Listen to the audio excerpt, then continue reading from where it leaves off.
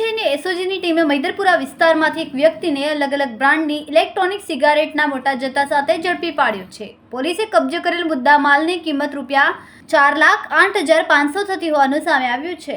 એસઓજીના અધિકારીને મળેલી બાતમીના આધારે તયાબી મહોલ્લા આરોપી અલી અસગર ઉર્ફ અલી ખોઝમ દાગીનાવાલાને ઝડપી લેવામાં આવ્યો હતો। અલી અસગરની દુકાનમાંથી એલ્ફ બાર કોમ્બો, ક્રાઉન બાર, એલ્ફ બાર રાટા ટી, એક એલ્ફ બાર રાયા ડી ટ્રી, એલ્ફ બાર આઈસ કિંગ અને એલ્ફ વર્ડ બ્લુબેરી બીપોપ જેવી વિવિધ બ્રાન્ડની કુલ 109 ઇલેક્ટ્રોનિક સિગારેટ મળી આવી હતી। આમાં પોલીસ મથકે ઇલેક્ટ્રોનિક સિગારેટના ઉત્પાદન, ઉત્પાદકતા, આયાત, નિકાસ, પરિવહન, વેચાણ, વિતરણ, સંગ્રહ અને જાહેરાત પ્રતિબંધ અધિનિયમ હેઠળ ગુનો નોંધવામાં આવ્યો છે। હાલ આરોગ્ય ચેતવણી વિનાની સિગારેટ, ઇલેક્ટ્રોનિક સિગારેટ અને ઇલેક્ટ્રોનિક હુક્કાનું વેચાણ થતા હોય તેવા પાનાના ગલ્લાઓ અને ટોબેકો ઉત્પાદનોના હોલસેલ વેપારીઓ પર પોલીસ ચાંપતી નજર રાખી રહી છે।